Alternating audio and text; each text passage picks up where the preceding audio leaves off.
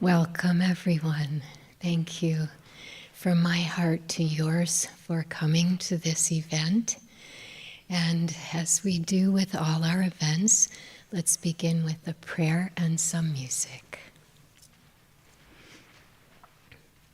Divine Mother, Heavenly Father, friend, beloved God, Jesus Christ, Babaji Krishna, Lahiri Mahashaya, Swami Sri Yukteswar, beloved Guru, Paramahansa Yogananda, saints of all religions, we lay the flowers of our devotion gently at thy feet. Divine Mother, bless us in knowing our friend and guide, Swami Kriyananda. May he live always in our hearts. May he live in this book and touch many souls who long for inner freedom, who long for divine joy, and who want to laugh with Swamiji. Om Shanti. Amen. We'll have our choir.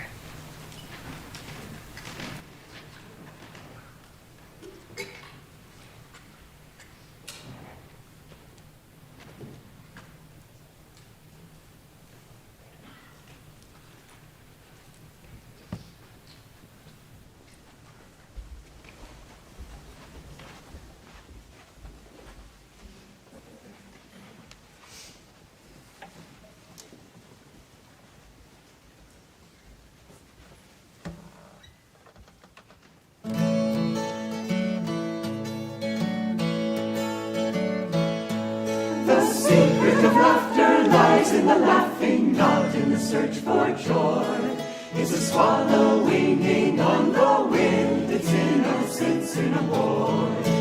Lulu-lulu-lero, lulu-lulu-lie. Joy will come to anyone whose heart has learned to fly. Lulu-lulu-lero, lulu-lulu-lie. Joy will come to anyone whose heart has learned to fly. Joy is singing, not in the song sung welcome but never crave. If you think that laughter lies in things, to things you'll be but a slave. Lulu-lulu-lero, lulu-lulu-lie. Joy will come to anyone whose heart has learned to fly.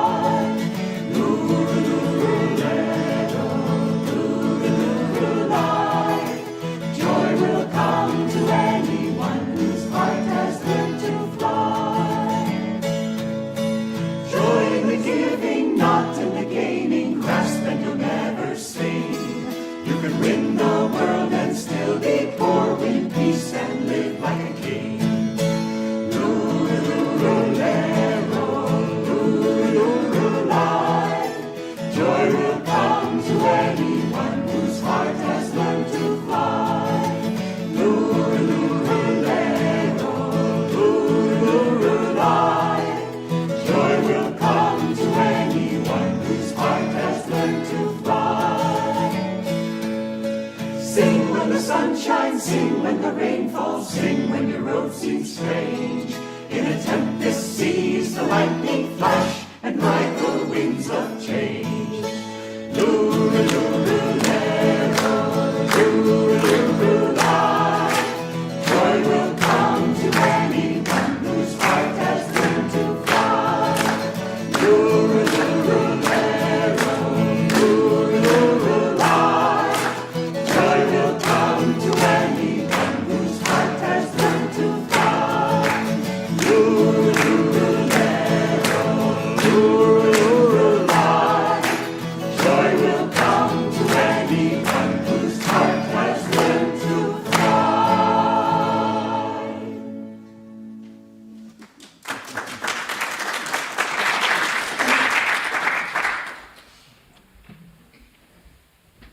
Thank you, singers. You just announced the last chapter of the book, which is called If You Want to Know Me. And Swamiji said it's through his music that we can know him. I'd like to start by saying what the book is not, with a title like Laughing with Swamiji. It's not a superficial kind of ha-ha book. There are some really great lessons in these over 50 stories, chapters, one chapter with 38 shorts, as they're called, and the final chapter with 23 letters from Swamiji to me, unedited, untouched. If he left his own name uncapped, it was left that way in the book. So hopefully the universal element of the individual guidance I was given will really shine through this book and touch people's hearts. Also, to explain, it's not about me, even though I'm in the book. So we know how Swami would say that he considered himself an event for which he was responsible. So in that same light, feel free to see me as Exhibit A. Exhibit A will be speaking tonight and ironically sharing a bit about herself as well as about Swamiji. I was asked very recently, it was Sunday actually, why did you write this book? And in the 4 crazy and blissful and intense months when I wrote it, that question never came up in my mind. And so I pondered an answer for about half a second, and then I said, this book had to be written. When I was last in India 2 years ago, people were telling me, we want this book now. So rather than saying it's 2 years late, we'll just say it's here now. And it was the most intense life review, because when someone is very pivotal, very prominent, and very, very dear in your life, to review that part of your life, that was really when my life started, coming here. So you'll get a couple chapters like that. And I'll be reading some excerpts and then a little bit longer at the end from one of the chapters. And I thought just to do things a little bit differently, close to the end, we'll have a question and answer section, which is unusual for a book launch. But also, speaking of stories, I was walking up toward the market today and met a hearty group of karma yogis and a few other people. And of course, I invited them to this event. And I said, there are going to be some surprises, and one person who, bless his heart, happens to actually be here, asking if one of those surprises would be moksha. And I said, you're asking a lot. I was thinking more of cookies. And then he started walking on, and I'm like, verbally trying to grab, wait, what about cookies with moksha? So no promises on that one, but there are cookies. And to let you know, just like Swamiji's non-blues, we have tonight a non-book signing at our book launch. The book is now in print. I'm thrilled to share that news with you. And for those of you who do want to pre-order, and take your cookies, please, you will also get a free flower essence. So I don't know what else we can throw in there, but you pretty much got it all. And as mentioned, we'll work on the moksha part. Or how about saying, in all honesty, that part is your responsibility. Okay, so a little over a week ago, I had the great blessing of having lunch at the Expanding Light with a very dear friend of mine who's now 94 years old. She's in a home in Sacramento. We were good friends when I lived there from 2010 to 12. And another dear friend brought her up with some other people. It was a beautiful event. This woman said she wanted to see the village one more time. And it was fairly well known that her mind had pretty much already left this world before the rest of her. And there she was, very, very tiny. I've never seen such a tiny wheelchair. And she filled it quite nicely. As tiny as she was, her eyes were very big. And she got toured around the village and was so happy with everything and said, "Oh yes, I lived here 60 years ago." But it didn't exist 60 years ago, but we gave her every benefit of the doubt. And when we sat down for the meal, who did she talk about? Swamiji. She said she remembered when she'd be in a crowd, maybe it was a talk, some kind of event or gathering in the Sacramento community, and Swamiji would look at her and say, "Hi there." And she repeated that about 3 or 4 times throughout the meal, and as tiny as she was, her eyes got bigger when she talked about Swamiji. We know, those of us in the Ananda world and outside as well, that Swami Kriyananda touched not thousands of lives, but millions. And all of us here certainly have been touched by him. So my job in writing this book, there are so many things an author tries to figure out. There's so much backstory for any creative project. Who is my audience was a big one. And Swamiji was my teacher. I've been writing since I was 11 and may keep doing so till my last breath. But I see him as my teacher.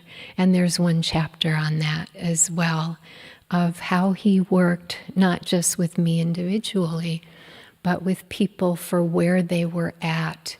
How could he draw out their strengths? I am so preaching to the choir here. We just had the choir. We're all in this choir, aren't we? And it baffled me. Every time he said he would only write to one person. I couldn't do that. I could follow a lot of what he said about writing and the way that he trained me. That was mostly inwardly. I never sat at his feet for 3 hours taking notes on how to end a sentence, a paragraph, a chapter, etc.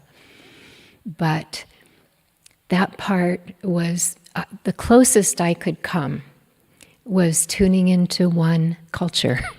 I would write for one culture, and I want to honor my Indian students because you are that culture. Master had his poem, My India, and my joke is my students are my Indians. And in fact, tomorrow at 6 a.m., I will be in my office starting what we call the 3rd wave of our level 3 flower essence training because people there are becoming practitioners. So I thank you for being that audience, for the way that you draw Swamiji. And my job for you, my blessed Dharma, is to be as good of a channel as I can be so that the way he trained me in the flower essences in particular can be transmitted to you, not just taught to you, but a sharing of energy. So to backtrack a little bit, I do want to thank everyone who made this event possible. And for sure, the choir, all of you coming, all of you online, my 2 editors, Savitri and Dambara. As I say in the acknowledgments, a light sprinkling of editing, that's a whole other subject. Crystal Clarity for distributing this book. I know I'm forgetting a whole bunch of people, but the thanks goes out anyway for all you've done, even the Crystal Hermitage staff, because I did a lot of my writing right in the shrine of Swamiji's own office.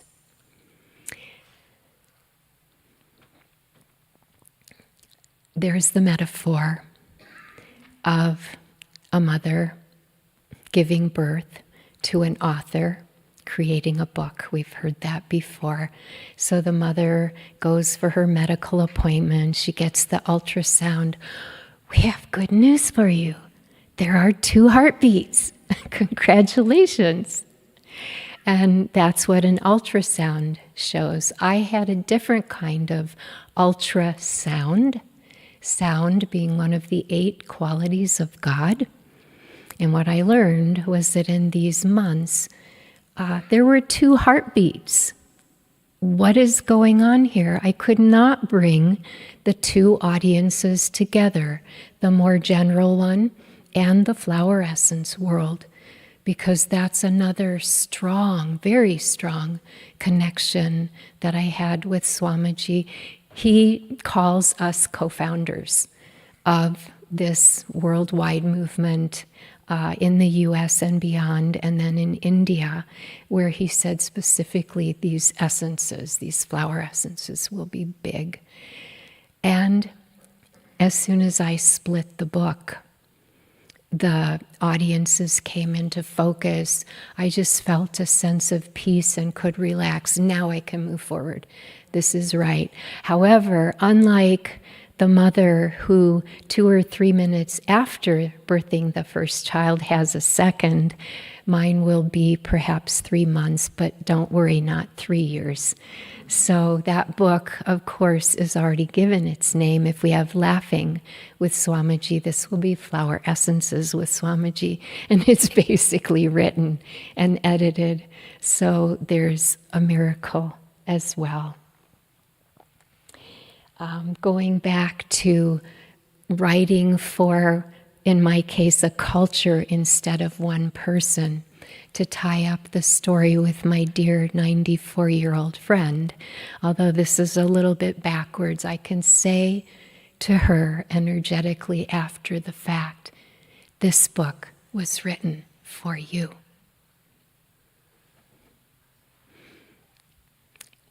As well as for anyone who wants to, I hope. You know, that was the goal of this book, to know Swamiji deeper, or for those of us who have had many years with him, to find new stories, new expressions of the things that we already know. One of my challenges with this book, in reviewing my 12.5 handwritten journals, and then from there the online journals. We're talking before the internet, right? Before cell phones, before technology just went wild. I would write these stories down, and finding them again was such treasures. But I had work to do because I didn't totally understand, and I won't tell you that I totally do right now, but I have gone deeper in understanding what was his message, what was really going on here. And so in that light, I'd like to read some snippets from some of the chapters. And, you know, it's so interesting going backwards in time like this. Some of these stories are almost 50 years old, so I've actually written a period piece, and that's one of the benefits of growing old. You can write your own period piece, and you're in it. So this was January 1st, the minutes into the new year, 1977, called On the New Year's Trail. The New Year's night was clear. The sky was dark and still. The waxing moon, heading toward its fullness, seemed to symbolize my arrival at Ananda and the path of illumination on which I had newly embarked. Just outside the temple, on my way back to the dorm yurt, who did I meet on the trail but Swamiji? There we spoke our first words. He asked where I had been living. Montana most recently, Swamiji, I said, very near Glacier National Park, where I hiked on my first backpacking trip. Did you ever meditate there? he commented on the park's treasured beauty, engaging me fully at my budding level of spiritual understanding. What a great idea, I thought. No, I replied, but I should have. Looking back on this fortuitous meeting, it seemed clear to me that Swamiji worked with my existing level of inner awareness. Uplifting others as a bearer of light, he gave people dynamic ways to move forward, each at their own pace, on their own personal journey homeward.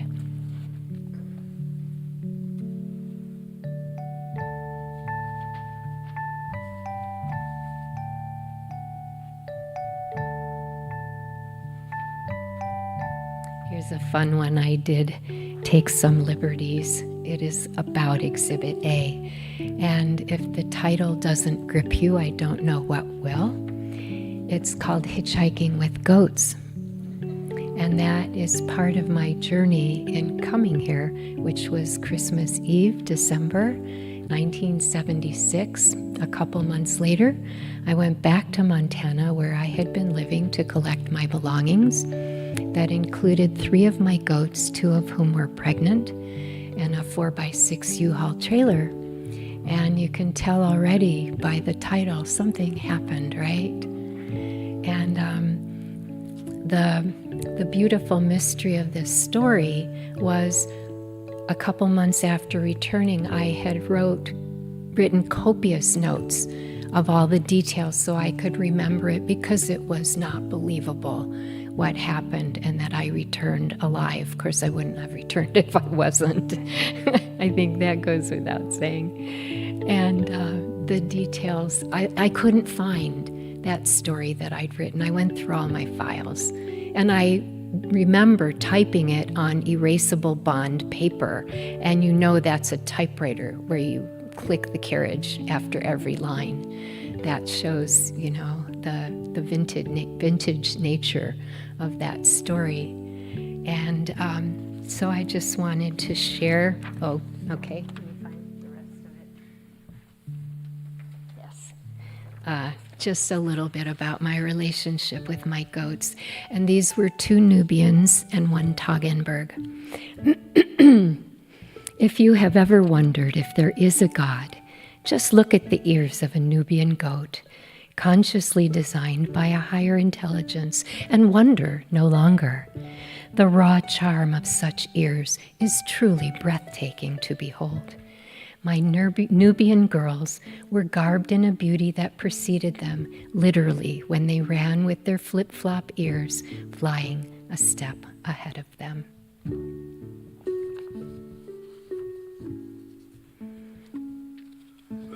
Shall I read more snippets? Snippet people in the audience here?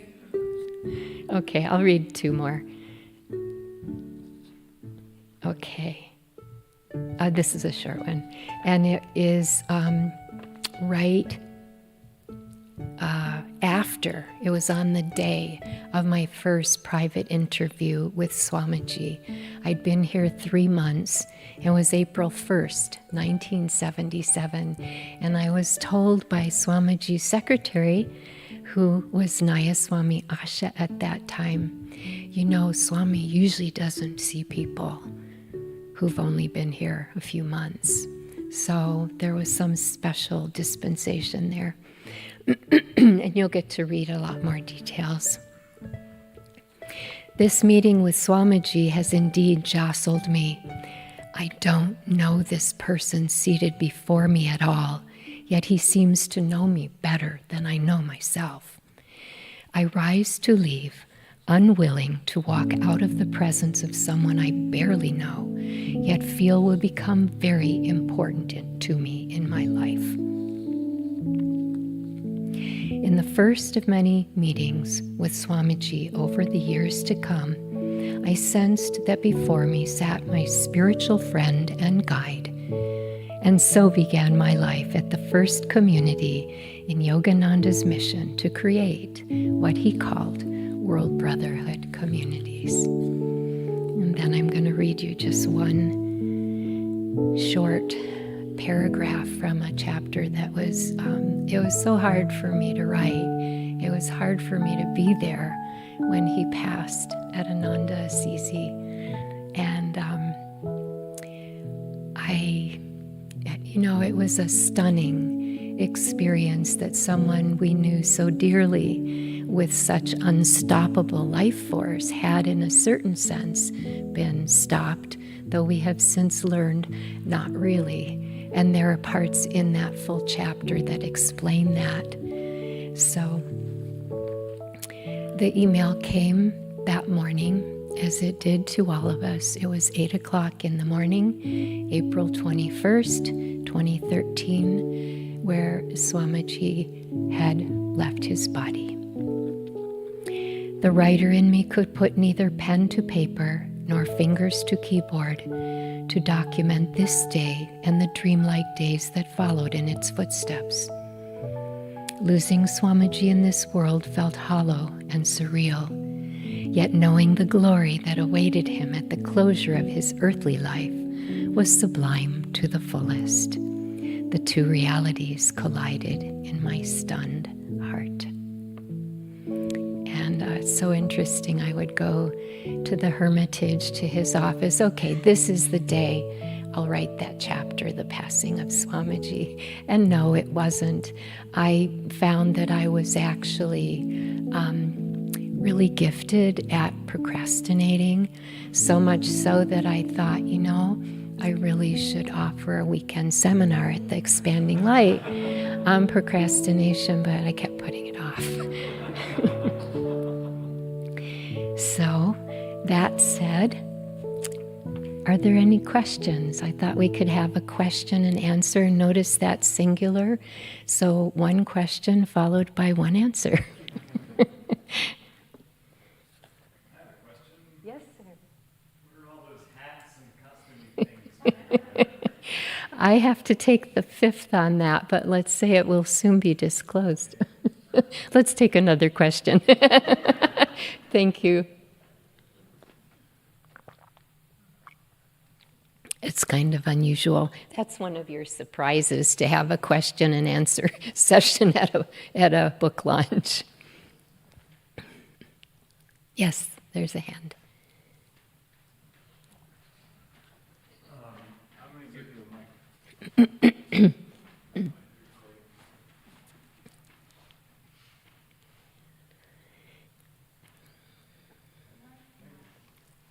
A mic for Mike. Could you talk a little bit more about how this book turned into 2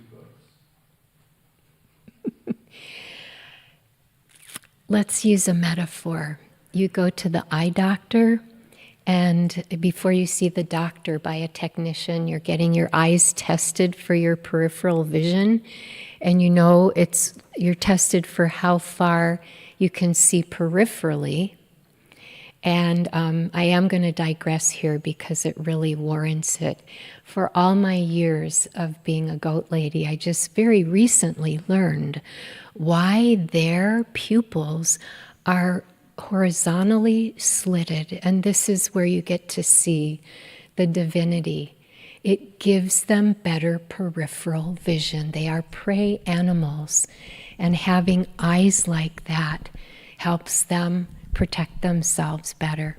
But we humans, we have the round pupils. And so think how it feels. Okay, so you're doing well, you're passing the test, your eyes are kind of looking each way out. But then when you go in and your eyes cross, that's how I felt. I felt something's not right here. I can't bring these two audiences together. And I inwardly fought it. And then I saw it was a bit minimizing the essences. I was trying to make those chapters shorter and not pour as much into them. And something didn't feel right. So that's what happened, with that, not physical eye vision, but spiritual eye vision, you could say, to really honor these essences from Swamiji, and to tell a story, because I just read a little snippet from the chapter of his passing. pretty much all of us heard this story. His last week in this world, he was extremely withdrawn.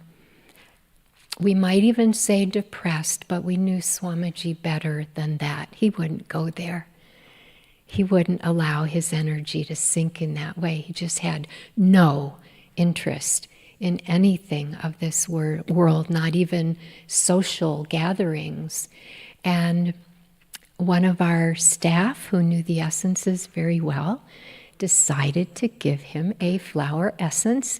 It was not only the orange essence for enthusiasm with a secondary quality of hope, but also there's a term I created that Swami liked. We talked about that in our one and only flower essence class, which will also be in the second book and fits perfectly there, that orange is his signature essence, meaning everything he did, everything he was, had enthusiasm, not just from start and then to the end, but every single step along the way. He poured life force into everything, into people. It was our ongoing joke. Until he passed, nobody could even keep up with him. You'll hear that especially in publications when he was re-editing for the nth number of times a book that, let's get it out. He just lived in higher planes. Of course we can do this. So he was given the orange essence 2 days before passing. It was on a Friday night. And he said to a group of his friends, let's go to Assisi. Let's go have a meal. And of course, what did he do? He had to go see his favorite shopkeepers as well and give them energy.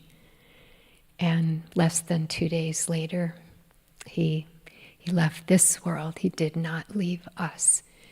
And my goal that I will continue praying for is that he may touch people's hearts through this book and through these stories. And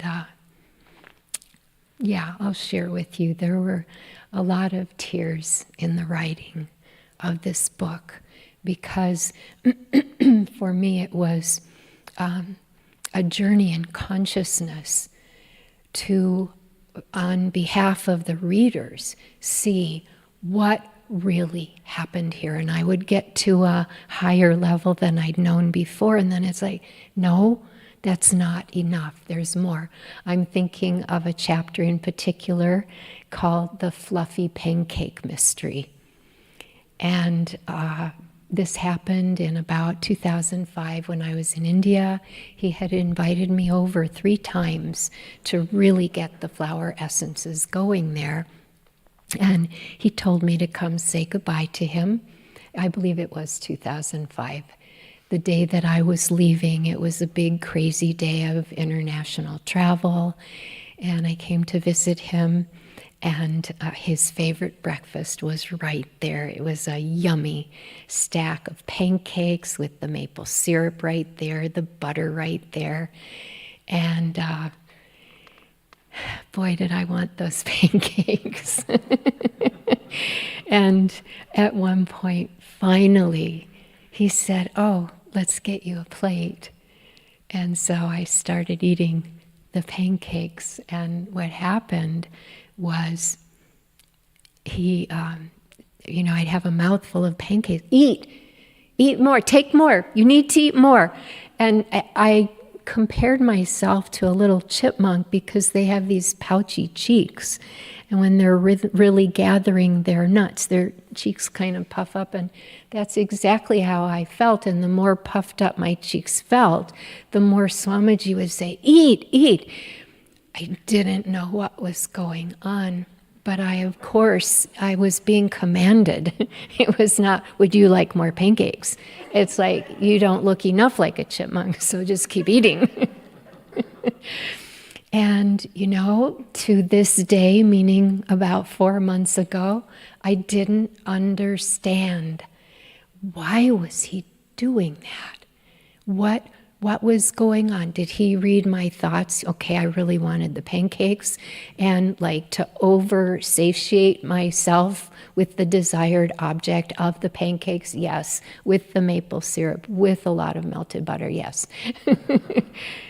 And I came up with a better answer. I would do a lot of meditating. I know what he was doing at last, I know. He wanted me to relax for the day of travel. And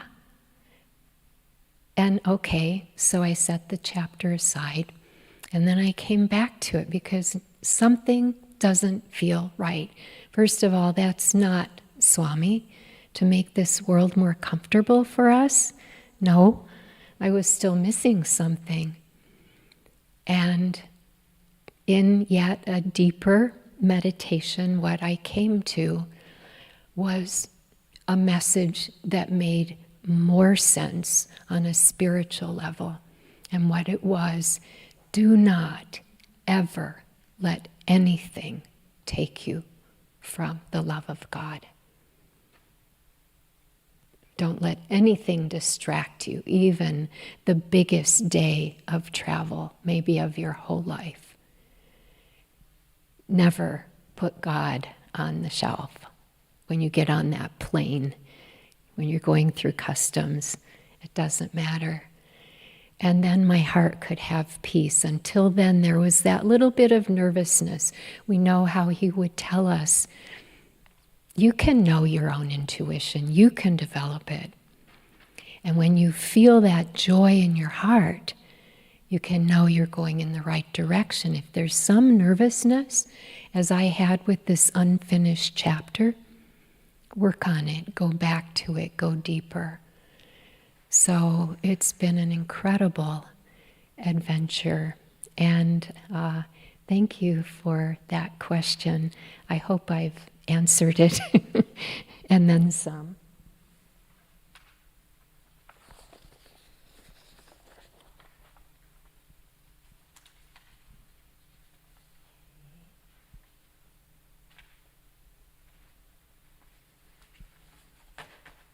You can tell there's no shortage of notes up here. So I'll be reading to you from a lot of excerpts, most of this chapter. It's one of the longer ones. There are 11 chapters on the beginnings of Ananda, Italy, before Ananda Assisi in 1984 to 1986. And this chapter is called In the Land of Saints. There are also a lot of descriptions of our group of spiritual warriors and the times when Swamiji came to visit us, because, as I mention in the foreword of the book, Swamiji did explain to a man who said, I don't really care for Ananda, but I like you. And Swamiji looked at the man and said, I am Ananda. So even these stories where it's not directly him, it is also very directly him in these stories of Ananda. And this chapter, again in the Land of Saints, begins with this quote from Swamiji. Yogis must be warriors, but joyful warriors, or else they won't find God. Our friends, the Rombolati family, offered us their summer villa in the picturesque town of Veglio, a few hours from Lake Como. The municipality of Veglio houses several hundred residents on roughly 2.5 square miles. A quaint northern Italy town, it nestles in the hillsides where the church bells volley with each other to call people to worship. Here began what eventually led to our Ananda Assisi community. Italy, known for its rich history of saints, is interspersed with some regions and cities claiming their own patron saints. The country's heart itself expands with a prayerful devotion. How to start a world mission in Europe with its headquarters there? Exactly as we did, as pioneers with a sense of adventure, dharma and divine joy. Many were the obstacles that our small group of pioneer warriors transformed into opportunities. Many were the meals, meetings, and meditations we had together with guests from all over Europe and beyond. Equally great were the hardships and tapasya, sacrifices, endured in that same spirit of being spiritual soldiers. Swamiji would visit often, which meant our troops were well rallied. From my journal on April 16th, 1984. Today, Saturday, on the anniversary of the death of Saint Bernadette, our humble staff hosted a weekend at the villa for our German friends. Swamiji's class, Drawing a Capacity Crowd, was translated from Italian to German. As he sat down and began his lecture, his eyes radiant with love and humor, Swamiji looked straight at me. He announced, "Poor Lila, you're really out of it." Those who knew English laughed heartily. He meant that I understood neither Italian nor German. Then Swamiji began singing Door of My Heart in Bengali.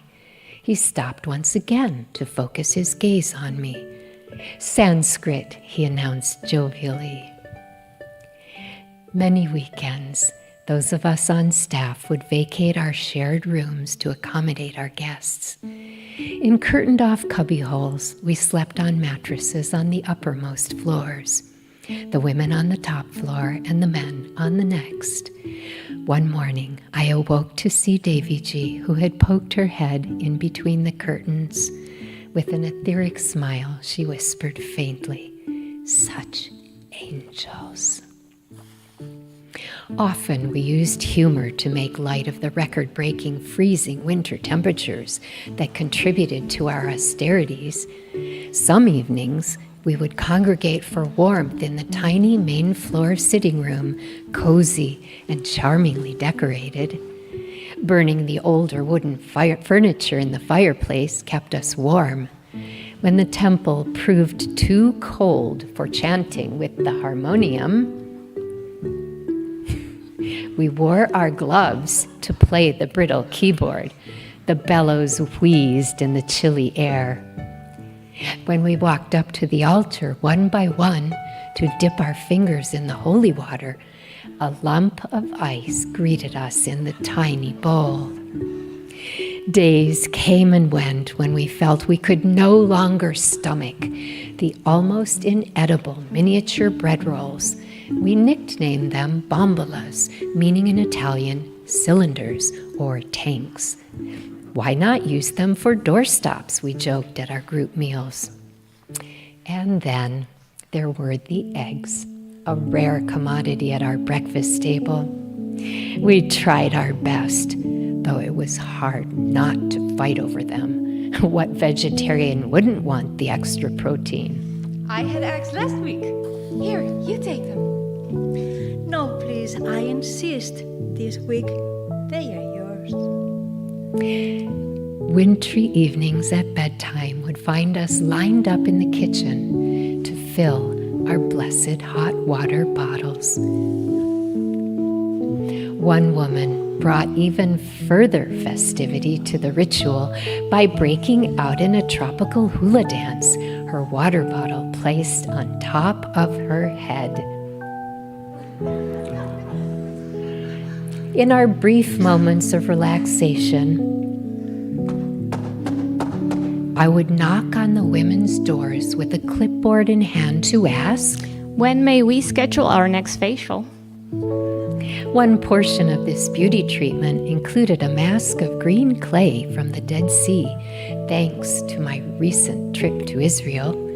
If we were going to spend our winters freezing, we could at least do so with beautiful skin to match our happy hearts. With mud plastered on our faces, we sported what we called the National Geographic look. With the love of family, we looked after one another to lighten our sense of hardship and reaffirm a shared divine purpose. Our joy seemed to bound off the Velio hillsides alongside the church bells. It was true in every sense. The winters were harsh, yet through the freezing temperatures, we managed to survive in a summer villa with paper-thin interior walls, while the 5-foot snowdrifts took turns outlining the town's winding roads. Such weather that sometimes kept our staff in survival mode, alas, also held the guests at bay. To subsist through the inclement weather, replete with the Biella province humidity that added an extra chill, we kept ourselves entertained and our spiritual practices strong. Just for fun, we performed the first improvisational version of my play, Karma Smoke, an Eastern Western where the path meets the dusty trail. Also, we practiced aerobics in the temple, honoring Yoganandaji's counsel to keep the body fit for self-realization. In essence, we were most joyful warriors.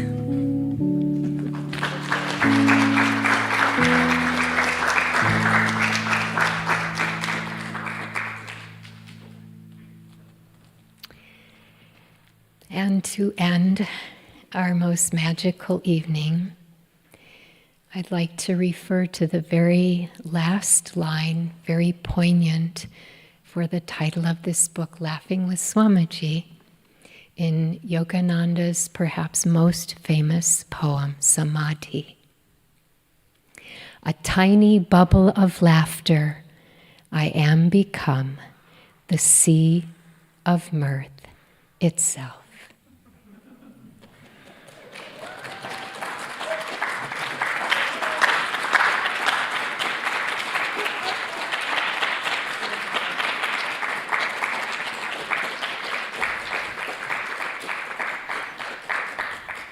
Thank you all for coming. Thank you, those of you online or who will see the recording later. And before we meet at the book table for our cookies and moksha, may we all laugh with Swamiji.